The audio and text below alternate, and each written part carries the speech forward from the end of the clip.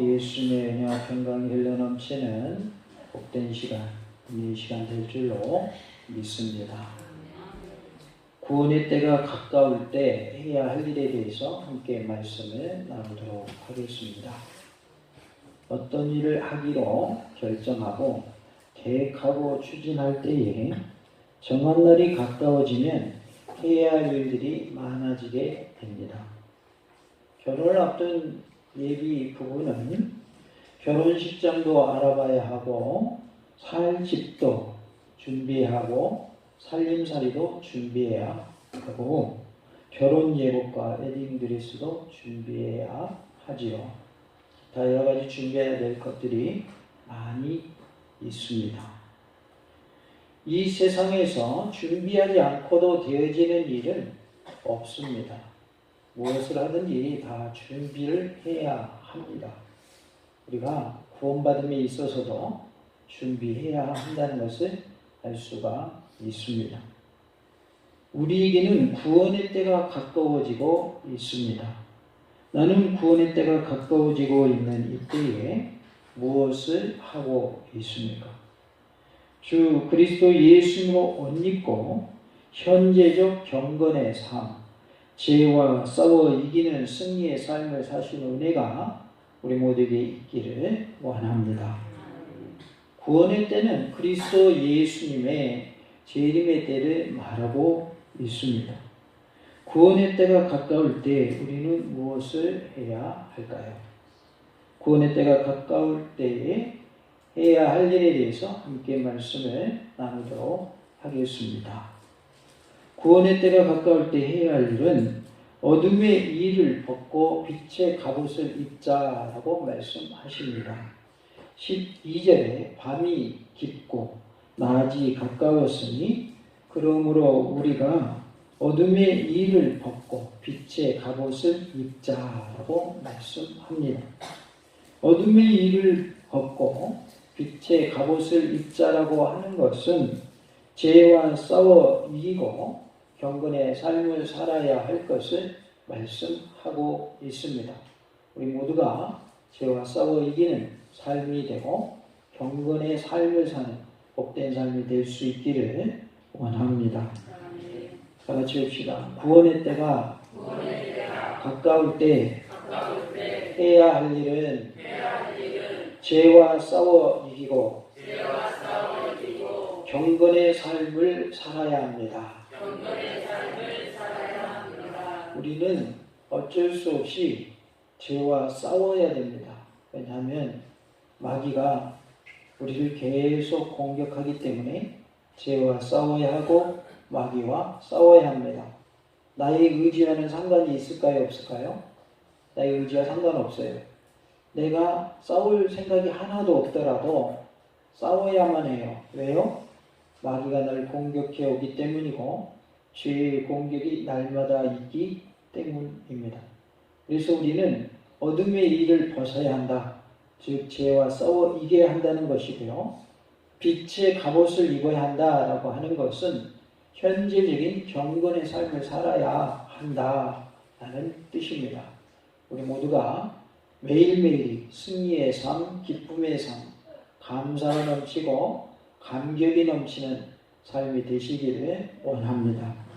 빛은 예수님을 말합니다. 빛의 갑옷을 입자라고 했는데 주 그리스도 예수님을 옷 입자라는 뜻입니다. 우리가 교회 올 때도 옷 입고 오셨어요? 다 벗어버리고 오셨어요? 옷 입고 오셨죠? 그리고 낮에 입는 옷하고 밤에 입는 옷하고 같아요? 틀려요? 틀리죠? 그런 것처럼 우리는 어둠의 일은 이제 다 벗어버리고 빛의 갑옷을 입어야 할 줄로 믿습니다. 밤이 깊고 낮이 가까웠으니 라고 말씀을 합니다.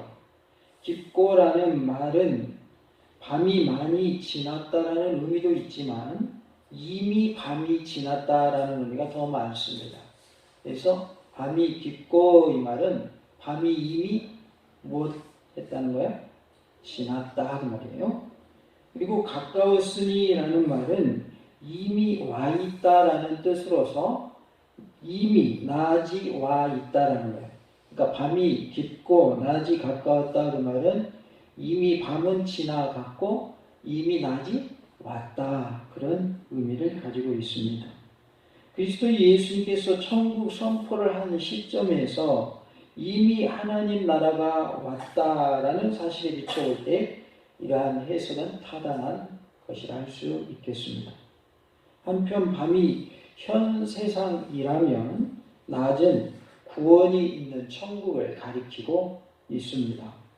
본문은 그리스도 예수님의 재림으로 말미암는 신천 신지가 가까웠음을 말해주는데, 독자들은 이 종말의 가까움에 관한 바울의 표현에 대해서 왜 그토록 오랜 시간이 지나도록 그 날이 임하지 않는가라고 문제를 제기하고 있습니다. 우리는 이것에 대해서 두 가지를 생각할 수 있습니다. 먼저는 바울의 가까움에 대한 강조를 인간들이 계산하는 연대기적 의미에서가 아니라 예언적 전망의 차원에서 이해해야 한다는 것입니다.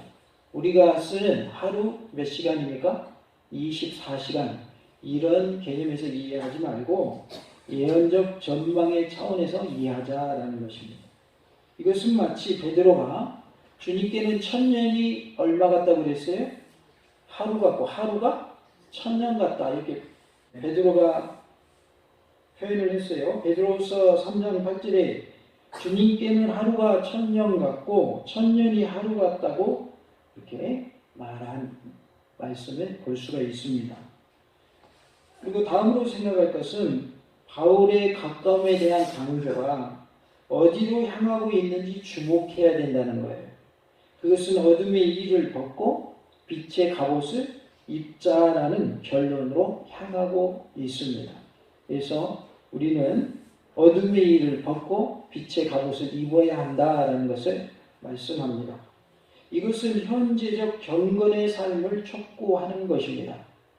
우리는 항상 현재 속에 살고 있죠. 그러니까 과거에 경건한 것, 그리고 앞으로 미래 경건한 것, 물론 중요하지만 더 중요한 것은 뭐라는 거예요? 현재 경건한 것이 더 중요하다. 그래서 현재적인 경건의 삶을 촉구하고 있는 그런 말씀인 것입니다. 지금은 이미 참 빛이 왔기 때문에, 참 빛이신 예수님이 오셨기 때문에 낮의 세력이 성도들에게 임하였으나 실제로는 지금 낮일까요? 밤일까요? 밤입니다. 즉 성도들은 여전히 악한 세대에 살고 있는 것이죠.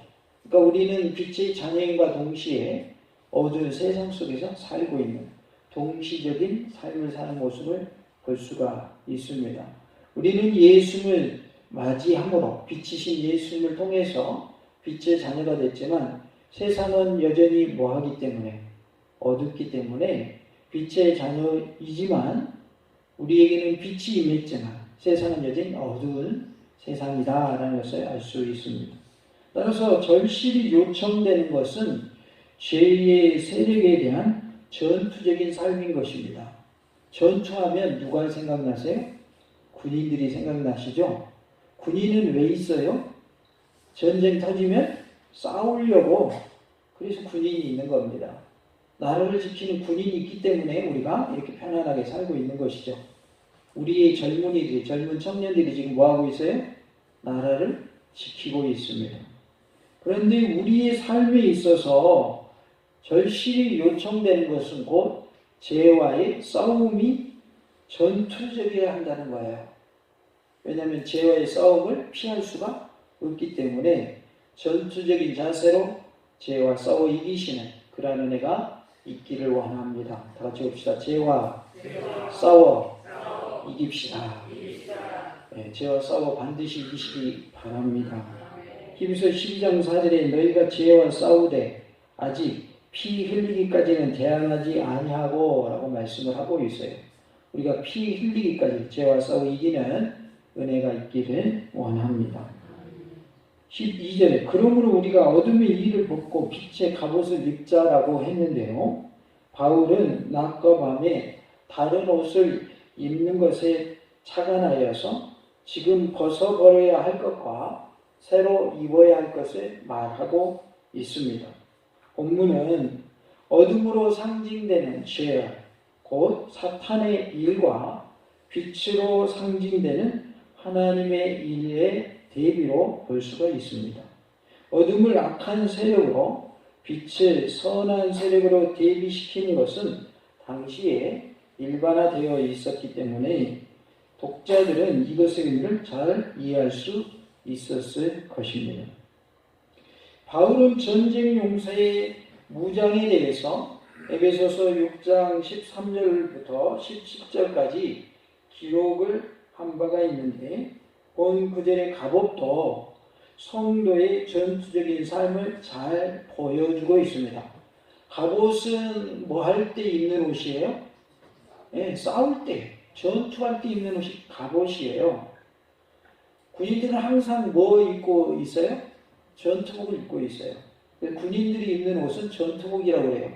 왜? 싸우기 위해서 그 옷을 입고 있기 때문에. 그래서 갑옷이라고 하는 것은 싸우기 위한 옷이다. 그리고 과거에는 다 뭐 입고 칼싸움했어요? 갑옷 입고 칼싸움했어요.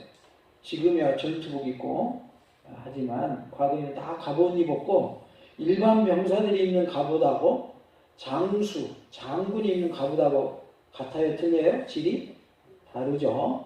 예. 지금도 이제 장교와 병사들이 쓰는 전투복가 좀 질이 달라요. 그래서 장교들은 방탄모 쓰고 병사들은 철모 쓰고 제가 군생활할 땐 그랬는데 지금은 어쩐지는 모르겠어요. 확인은 안 해봐가지고 방탄모는 엄청 가볍고 총알이 날아가도 방탄모가 머리를 보호해주거든요.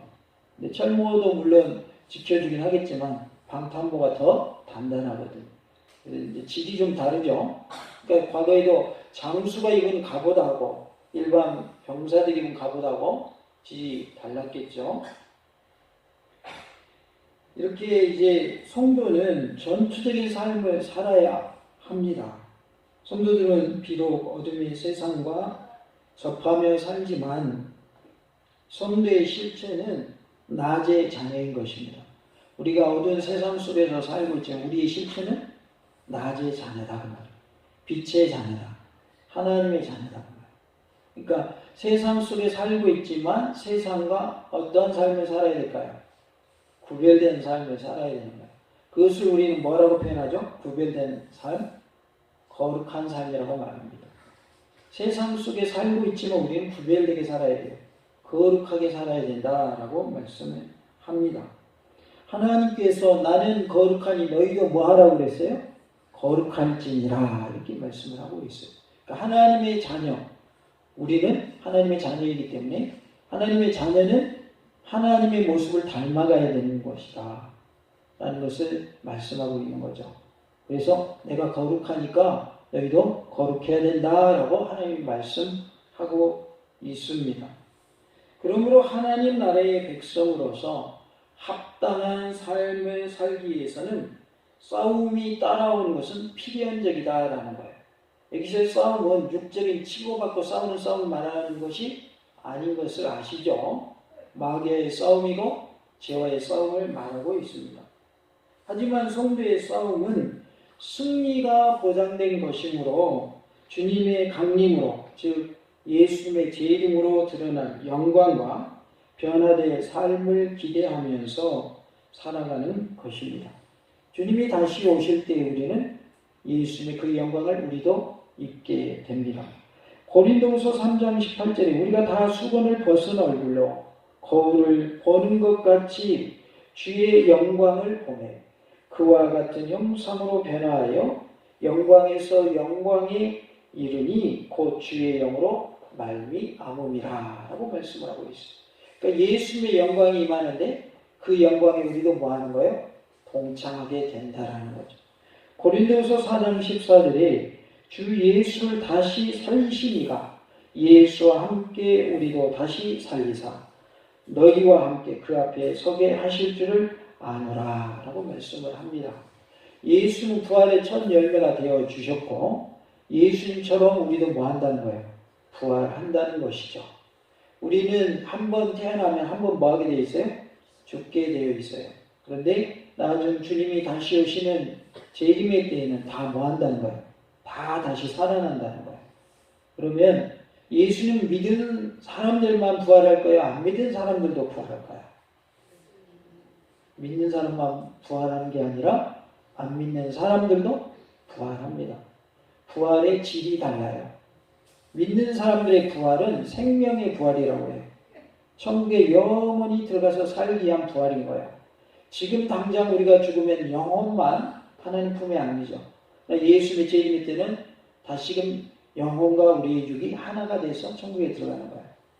믿지 않고 죽은 사람들은 부활하는데 그들의 부활을 성경은 뭐라고 그러죠? 심판의 부활이라고 해요. 왜냐하면 지금 죽어있는 사람들은 예수 안 믿고 죽어있는 사람은 지옥불에 있지만 나중에 다시 부활해서 영혼과 육이 하나가 돼서 지옥불에 들어가는 거거든요.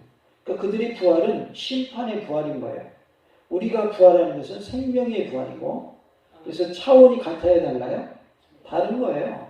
전혀 달라요. 살려주는 건 살려주신다는 거예요. 다시 살려주시는데 왜 살려주는지 이유가 다른 거예요. 너는 천국에서 영원히 육과 함께 살아라. 또 한 사람은 어떤 사람이에요? 너는 지옥에서 영원히 육과 함께 살아라. 차이가 있는 거죠. 그러니까 부활한다고 해서 똑같은 부활이 아니라 영화로운 부활은 생명의 부활은 바로 예수를 믿는 자에게 주어지는 복이다 라는 것을 말씀하고 있습니다. 우리는 어떤 부활을 할 사람들이에요? 생명의 부활을 할 사람들입니다. 그래서 우리는 복 받았어요? 지식에 복도 없어요? 복 받은 사람입니다.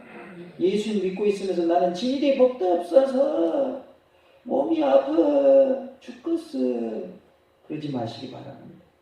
우리는 복 많이 받은 사람들이에요. 어디 갈 사람들이기 때문에 천국 갈 사람들이기 때문에 건강이 좋지 않은 것 예수님 믿는 사람만 그럴 수 있어요? 안 믿는 사람도 그럴 수 있어요? 안 믿는 사람도 그럴 수 있는 거예요. 그러니까 누구나 건강이 안 좋을 수 있는 것이지 건강이 안 좋으니까 내가 지질이 복이 없는 게 아니에요. 그것은 이 땅에 사는 날 동안의 모습일 뿐인 거예요. 이 땅은 길어봐야 100년이고 우리 영원히 살아야 되는데 죽음 이후에 영원히 사는 그 시간 속에서 천국의 복을 누리는 복을 우리 이미 받았단 말이에요. 그러니까 우리는 복 받은 사람이지 지지 복도 없는 사람이 아니다. 그래서 영적인 복을 가장 큰 복으로 여기시고 하나님께 영광 돌리시는 그러한 삶이 되시기를 원합니다. 11절에 보면 또한 너희가 이 시기를 알거니와 자다가 깰 때가 벌써 되었으니 라고 말씀을 합니다. 여기서의 시기는 카이로스라는 말인데요.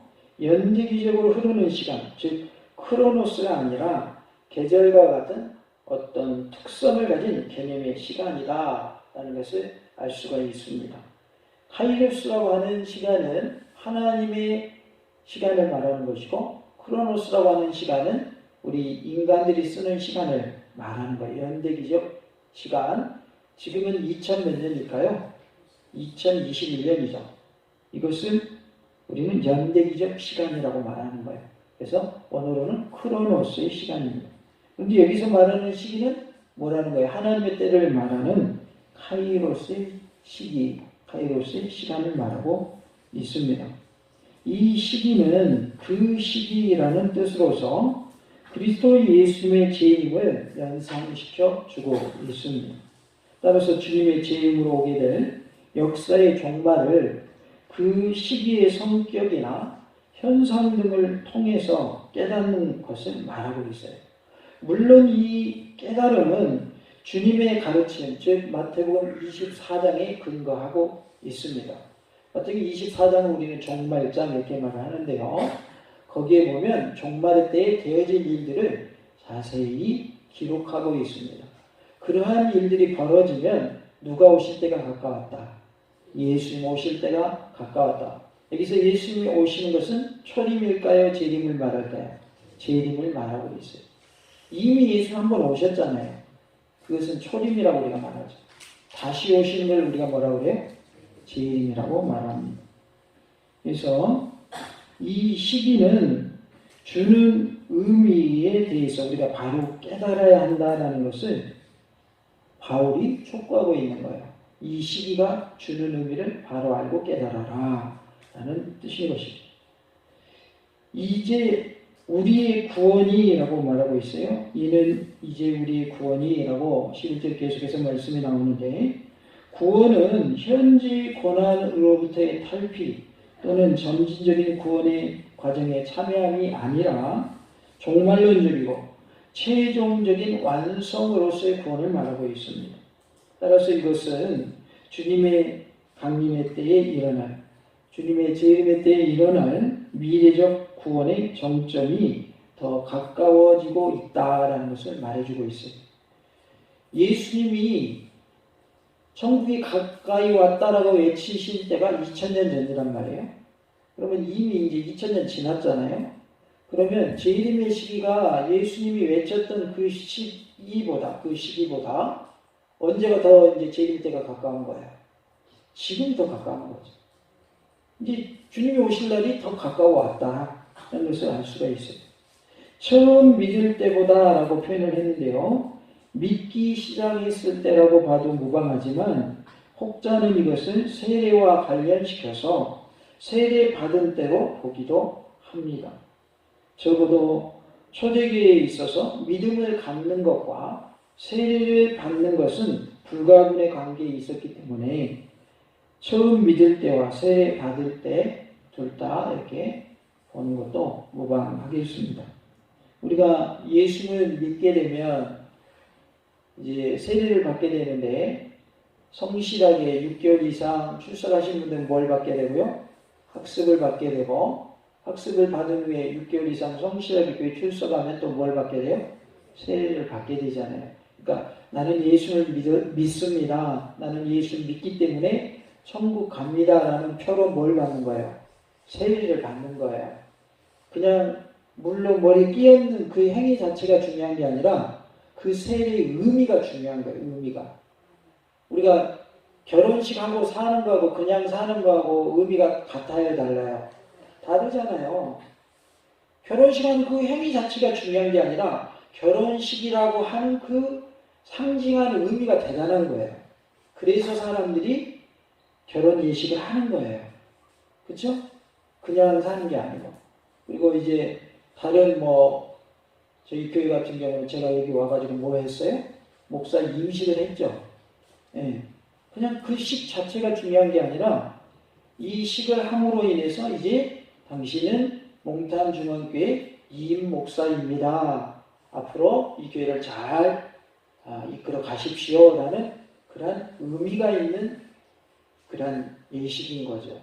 그러니까 이 세례라고 하는 의미가 아주 대단히 중요한 겁니다.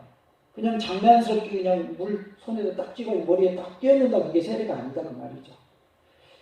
그래서 이 세례라고 하는 것이 믿음과 관련된 부분으로서 아주 중요한 것임을 말씀해주고 있습니다. 가까웠다라고 표현을 했는데요. 이것은 비교급으로서 보다 더 가까이에 있다라는 뜻입니다. 그러니까 더 예전보다 지금은 재림의 때가 어떻게 된 거예요? 가까워진 것이죠. 다 같이 봅시다. 구원의 때가 가까울 때 해야 할 일은 죄와 싸워 이기고 경건의 삶을 살아야 합니다. 제가 이 말씀을 준비하면서 이렇게 딱 와닿는 표현이 뭐냐면 현재적 경건의 삶이라는 표현이에요. 경건의 삶을 삽시다 라는 것과 현재적 경건의 삶을 삽시다, 느낌이 다르더라고요. 경건의 삶을 삽시다 그러면 미래적인 의미가 많이 느껴지잖아요. 그런데 현재적이라는 말을 쓰다 보니까 지금 바로 경건의 삶을 살아야 되는구나 라는 것을 말씀하는 그러한 느낌을 받았어요. 그래서 우리는 현재적 경건의 삶을 살 수 있기를 원합니다. 낮에와 같이 단정히 행하고 방탕하거나 술 취하지 말며 음란하거나 호색하지 말며 다투거나 시기하지 말고 라고 13절에 말씀을 합니다. 낮에와 같이라는 표현은 지금이 밤이라는 간접적인 표현인 것이죠. 그러나 바울이 분명하게 말하는 것은 성도들이 실제로 낮에 살고 있다고 여기고 생활하라는 것입니다. 방탕과 술취함, 음란과 호색, 다툼과 시기가 나열되고 있는데 이러한 행위들은 단정히 행하는 것과는 상반된 모습인 것을 알 수가 있어요. 우리 옷을 단정히 입고 교회에 오셨어요? 아니면 대충 그냥 옷만 걸치고 오셨어요? 단정히 하고 오셨죠? 예. 우리가 교회 올 때 옷이 새 옷이냐 헌 옷이냐 그게 중요한 게 아니고 헌 옷이든 새 옷이든 깨끗해야 돼요. 더러워도 괜찮아요. 깨끗해야 되는 거예요. 그게 단정한 거예요. 머리도 빗고 와야 돼. 그냥 헝클어진 대로 그냥 이렇게 두고 와야 돼요. 예, 머리도 빗고 와야 되는 거 그게 단정하다는 뜻이에요. 그러니까 세상 사람하고 구별되지 않게 똑같이 사는 건 뭐하지 않다. 단정하지 않다 그 말이에요. 이러한 무절제한 성적인 방탕과 시기로 인한 싸움은 죄된 속성에서 비롯된 것이고 이러한 속성을 이겨내지 못하면 파멸의 길로 갈 수밖에 없는 것입니다. 한편 바울이 이 로마서를 쓰고 있던 고린도 교회는 이러한 분위기에 쉽게 접할 수 있는 그러한 곳이었습니다. 그러니까 고린도 교회는 뭐가 많은 교회였다? 문제가 많은 교회였다. 그냥 간단히 말하면 문제가 많았어요. 그러나 지구상에 문제 없는 교회가 있을까요? 없을까요? 없어요. 다 문제는 있어요. 그러나 그 문제가 크냐 작으냐의 차이예요. 문제는 없을 수 없겠지만 그러나 큰 문제 없이 무난히 평화로이 화목하며 신앙생활하는 교회가 좋은 교회인 줄로 믿습니다. 우리 교회 좋은 교회 나쁜 교회예요? 좋은 교회 맞습니까? 네, 좋은 교회 맞습니다. 안심하고 다니셔도 됩니다. 네. 우리가 이제 이렇게 신앙생활을 보면 이렇게 서로 부딪히고 작은 그런 사소한 일들은 있을 수 있지만 막 서로 싸우고 막 지지고 볶고 그러지는 않거든요. 네. 그래서 우리 교회는 좋은 교회인 거예요. 오직 주 예수 그리스도로 옷 입고라고 14절에 말씀을 하고 있어요. 이것은 신자의 전신갑주를 요약적으로 명제화시킨 것으로 보입니다. 에베소서 6장 13절로 17절에 보면 전신갑주가 나오죠. 그러므로 하나님의 전신갑주를 취하라. 이는 악한 날에 너희가 능히 대적하고 모든 일을 행하는 위에 서기 위함이라. 그런즉 서서 진리로 너희 허리띠를 띠고 의에 호신경을 붙이고 평안의 복음이 준비한 것으로 신을 신고 모든 것 위에 믿음의 방패를 가지고 이로써 능히 악한 자의 모든 불화살을 소멸하고 구원의 투구와 성령의 검곧 하나님의 말씀을 가지라 라고 말씀하고 있습니다. 칼뱅은 본문을 가리켜서 영의 권능으로 강하여지고 하나님의 형상을 회복함으로써 모든 성결의 의무를 감당할 수 있도록 준비된 상태를 뜻한다라고 오직 주 예수 그리스도로 옷 입고라는 말씀을 그렇게 풀이했습니다. 그리스도로 더불어 옷 입는다는 것은 세례를 통하여서 그리스도 예수의 죽으심과 부활하심에 참여한 것을 의미합니다. 로마서 6장 1절로 10절에 보면 세례에 대해서 말씀을 하고 있어요. 우리가 세례를 받으면 예수님과 연합하게 되는 것인데 예수님의 죽으심과 부활하심에 동참하는 것이 된다라고 말씀합니다. 정욕을 위하여 육신의 일을 dom하지 말라라고 14절에 말씀을 합니다. 공동번역은 이 부분을 육체의 정욕을 만족시키려는 생각은 아예 하지 마십시오라고 번역을 하고 있습니다. 여기서 바울이 말하고 있는 것은 육신의 일 자체를 금하고 있는 것이 아니라 정욕을 추구하기 위해서 몸을 내어주지 말라라는 뜻입니다. 여기에는 육신에 관한 한 모든 것이 악하다고 하는 의미가 아니고요. 다만 그것이 정욕을 충족시키려는 것으로 움직여질 때 죄악이 된다라고 말씀하고 있는 거예요. 그래서 육신의 일을 함에 있어서 내 정욕을 채비한 것이 되면 그것은 뭐가 된다고요? 죄가 된다. 나는 구원의 때가 가까워지고 있는 이때에 무엇을 하고 있습니까? 주 그리스도 예수를 옷 입고 현재적 경건의 삶, 죄와 싸워 이기는 승리의 삶이 다 되실 수 있기를 간절히 원합니다. 구원의 때, 즉 그리스도 예수의 재림의 때가 가까운 이때에 죄와 싸워 이기고 경건의 삶을 사는 은혜가 우리 모두에게 있기를 간절히 원합니다. 할렐루야!